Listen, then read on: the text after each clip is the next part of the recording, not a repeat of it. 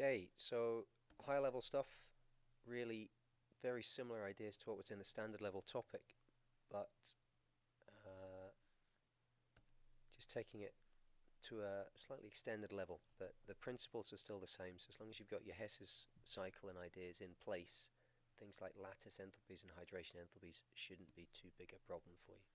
So that's what we're aiming to cover. And first term we're going to meet is this idea of lattice enthalpy. Now you'll maybe come across this written either this way round.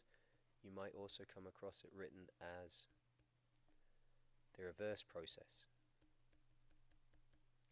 like that. So we're making this ionic lattice, or breaking this ionic lattice. Obviously this is going to be a very exothermic process. We'd expect a nice negative number there. This breaking up a lattice, if you've seen something like sodium chloride, you've tried to heat that to break it down, you'll know it needs a lot of energy, so that's very endothermic. Right, so this, if we're talking this way, we'd expect them to have negative signs. If we're talking this way, we'd expect it to have a positive value. Anyway, that's the definition of a lattice enthalpy. You can see, is it written down here somewhere? No. So lattice enthalpy forming 1 mole of the ionic solid from its constituent ions in the gas phase. Other definitions that we're going to need are listed here, and you will need to be very familiar with these definitions. So you'll need to be able to understand what each of them means so that you can apply it to these Born-Haber cycles that we're about to get drawing. Now, Born-Haber cycles are used for, one of the main uses is working out these lattice enthalpies. And when we use a Born-Haber cycle, we describe it as the experimental method because we're using data that comes from experiments. So there is a way of working out a theoretical value for the lattice enthalpy based on sizes and charges of the ions, but I don't think we're going to talk about that here necessarily. However, this is the experimental method. Even though it doesn't feel like you're doing an experiment, you are using experimental data. And these are the steps that I would follow to build one of these Born-Haber cycles. So, let's say we want to build a Born-Haber cycle for sodium chloride. So the first step is said to put as your baseline the lattice that you're interested in, sodium chloride solid, and put on the lattice enthalpy. So my lattice enthalpy forming 1 mole, the solid compound from its constituent ions in the gas phase, like that. So that's my lattice enthalpy. Oops. That's in the wrong place. Get rid of you. Off you go. That should be here. Na plus gas plus Cl minus gas. And this is my lattice enthalpy. Right. Then I think the next step was to put on the enthalpy of formation. The definition of enthalpy of formation, delta HF NaCl, is forming 1 mole of the substance from its constituent elements in their standard states. So I need to have some solid sodium, and chlorine is Cl2, so I need half a Cl2. We normally find that in the gas phase. Right, now the final thing to do is to get from here to here. And I'm going to start with a metal. So what do I need to do to the metal? Well, the first thing I can do is convert it to a gas. So I'm going to atomize it. So delta H atomization of sodium. And that gives me Na gas plus half Cl2 gas. Then I'm going to need to ionize it. I'm going to try and give myself a bit more space. Oops. See if we can get either rid of this or get out of the way. Cheerio. Alright, good. Frees up a bit more room. Right. So let's do the ionization energy. So that's going to give me Na plus gas plus half Cl2 gas. So this is the ionization energy of sodium. And you'll notice I did the atomization first because the definition of an ionization energy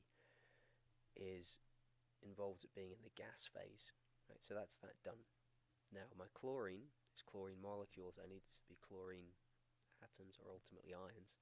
So I'm going to do an atomization of chlorine, delta H atomization of Cl, and I'm actually using half a mole.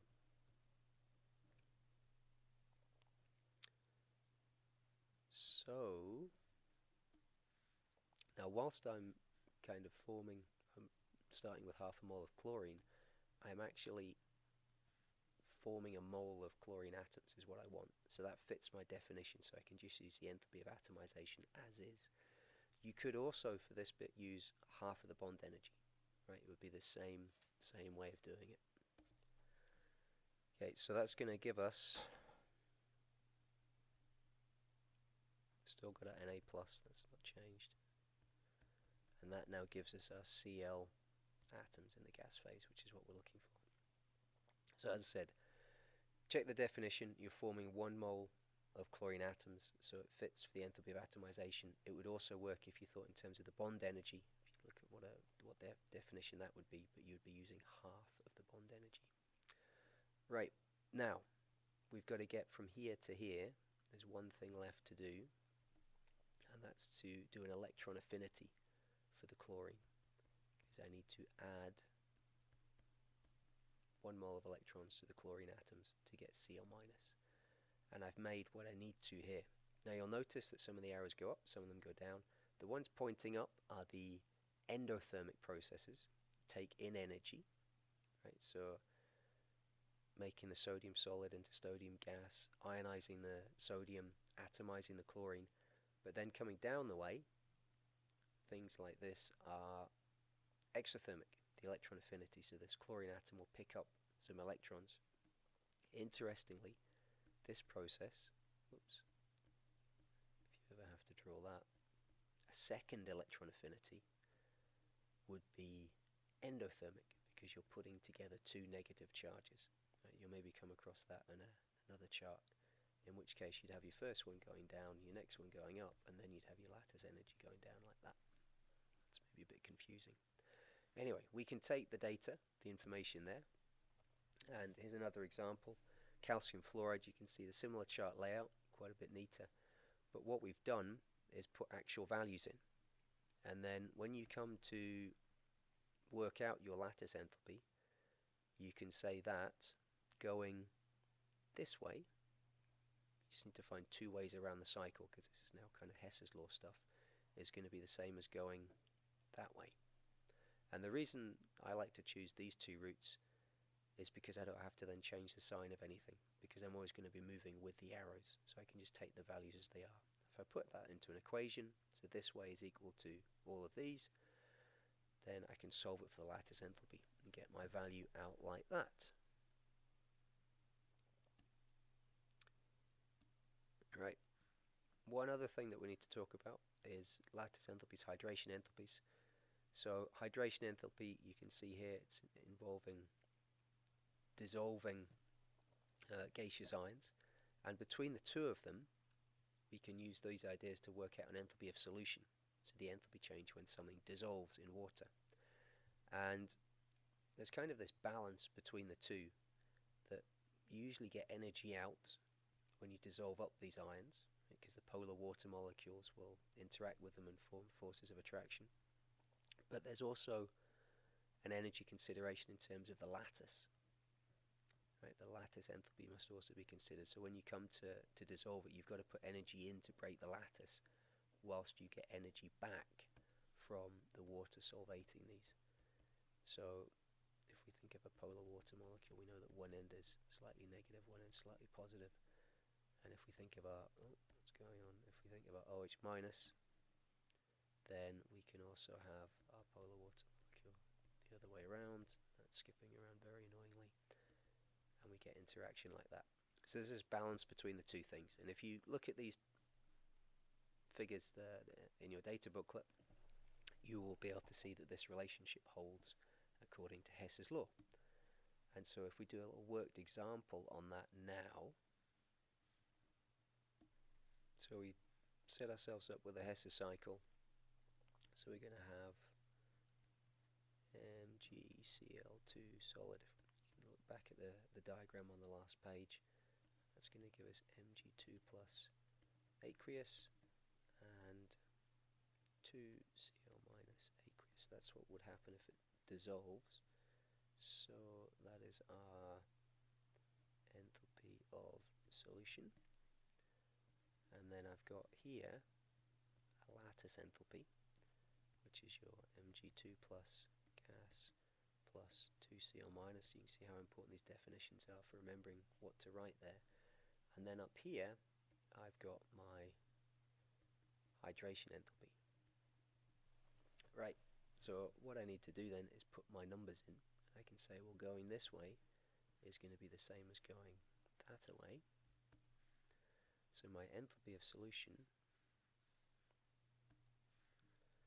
delta H solution equals, now I'm coming this way, right, so I've got to think, and I've also got to be careful, you know, the way I'm defining lattice enthalpy is maybe a different way to the way that they've defined it in the data book by the look of it, because I'm talking about, this is an exothermic process, but I'm getting values quoted here as the endothermic process, so these values are the opposite. So if I want to come this way, I'm going to be putting in a lot of energy to break apart that lattice, so I think it's as it's written here, which means that's going to be plus 2540, and then coming this way I can keep the signs for these ions, and I've got Mg2 plus, which is plus minus 1963, and also 2 lots of the Cl minus, which is minus 359.